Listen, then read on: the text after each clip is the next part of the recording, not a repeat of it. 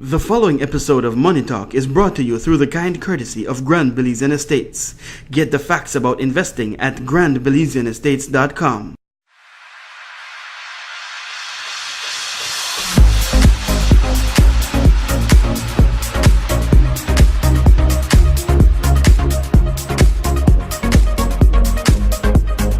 Welcome back to Money Talk, where we tell you about the economy in Belize and the world. Now, today we're talking about how excessive savings affects the economy.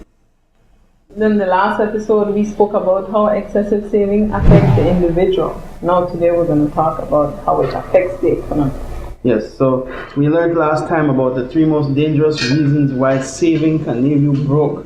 Now, we also need to find out why is it that when too many people save, that the economy goes into problems. Francisco, I know you're an expert on this topic. Please help us out with that information. Yeah. Well, again, just to recap, we were in the last segment. We looked at 2 billion in savings, which is quite alarming for anybody.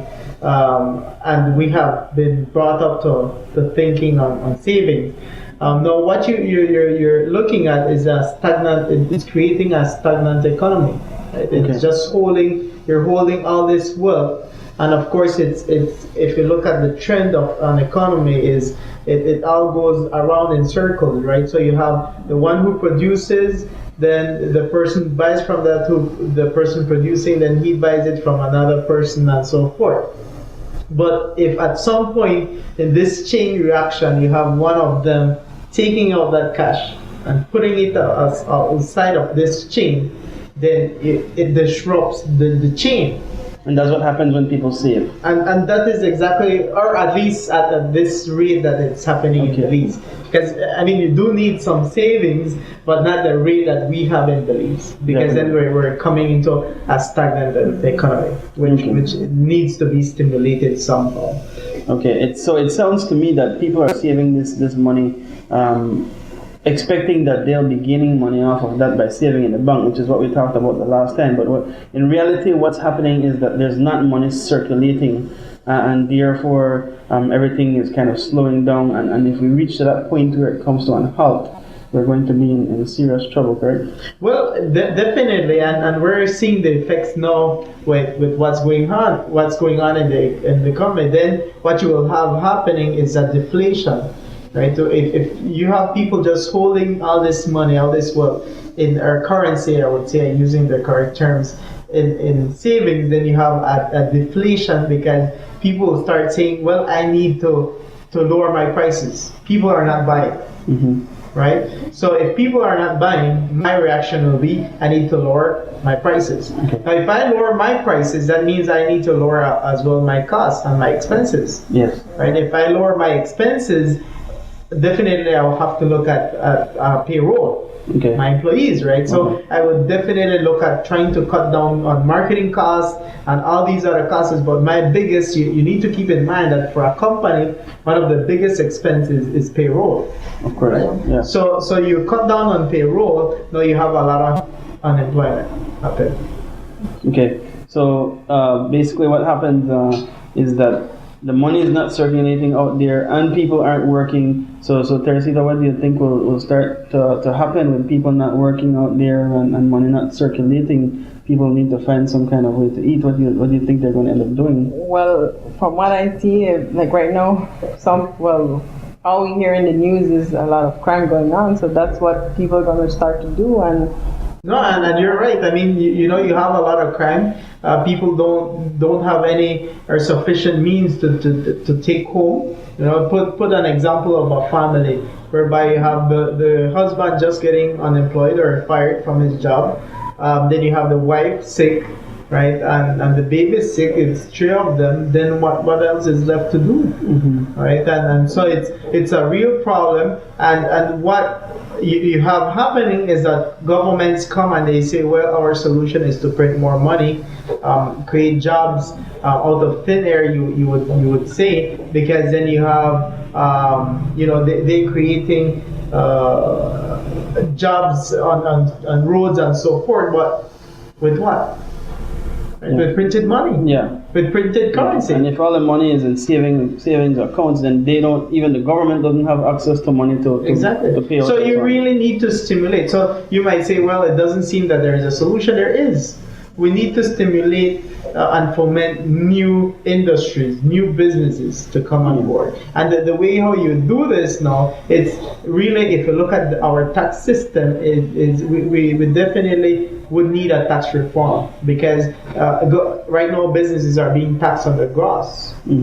So even if you don't make profits, it doesn't matter. You still have to pay taxes, which is really not a balanced partner, right? Because let's say me and you were partners.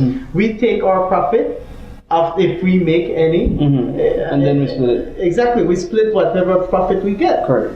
But let's say me and you get into business, and then you say, oh, you know what? Just on the sale, from the minute you buy the things, you have to give me my share. Correct. And see, but we haven't even looked at. We don't even know if we're making any profit, and that is exactly what we're having right now. Okay. So added to that, what we just discussed, though, with high interest rates and bank fees and so forth, it's not creating that business environment that Belize needs. So there could be several reasons of why people are saving all this money. Maybe for a fear of an economic meltdown. Maybe they're afraid of being taxed to death on everything that they purchase or services that they use, or if they invest their money, they're afraid that Belmopan might come for a big amount of it, and maybe that's why they're afraid to use it for anything out there. Well, guys, at the end of the day, government need to tax, right? It's important. I mean, that is one way. Monetary policies through taxation, when that was introduced in economics, is one way to keep how much money or currency is out there. But it can only be up to a certain limit. Up to what limit that people can bear. That is the bottom line. So what would be a recommendation to avoid all of this? Well, I think that if we look at some of the most economically stable countries in the world, places where they have perfected their tax system, not only done that, but also educated their people on why X amount of taxes are charged, what it's used for, and how in the longer run the benefits trickle down to them, we could definitely come up with some ideas on how we can reform our tax system and better our economy. Because as we know, our economy and the world on a whole is in a very hectic state.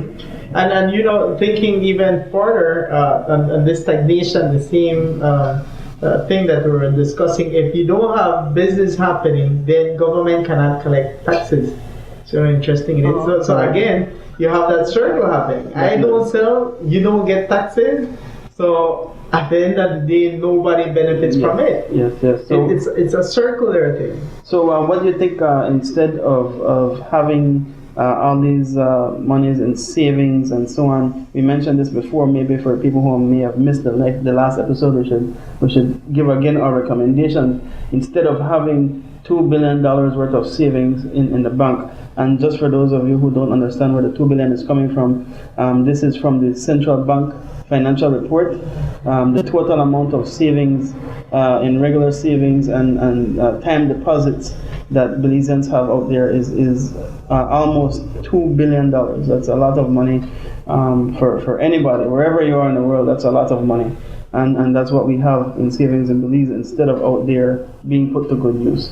So what do you recommend that people do with all of this money instead of saving it? Definitely, you need to weigh your options in terms of investment. At this time, you want to put these into tangible assets that will gain value over time, right? One of them being real estate. Real estate, as we were discussing in the last segment, we said 90% of the wealthiest people made their wealth, they made their money through real estate, right? Correct. So again, it continues to be that way no matter what, no matter how the economy is. It still continues to be that way. Also, you want to make a budget. Keep a budget of how much you're going to spend, right? On if you're planning a trip, just keep that budget and invest the balance, the rest. Okay, don't just put it in a savings account. You want to invest. That's why also if you look at other countries, they have benefit from investment. Definitely. So yeah, so very interesting topic once again today, guys. Just to recap how excessive savings affects the economy. Well, basically, it's a chain reaction. So when money is not moving around, everybody feels the pain. So thank you for joining us once again for Money Talks. I'm your host, Thomas Gongora. I'm joined by Teresita Valdez to my left, Francisco Alvarado to my right. And tune in next time where we talk about all the different investment options that exist in the world today. Thank you for joining us, and we'll see you next time. This program has been brought to you through the kind courtesy of Grand Belizean Estates. Learn more about Grand Belizean Estates at facebook.com/Grand Belizean or youtube.com/Grand Belizean.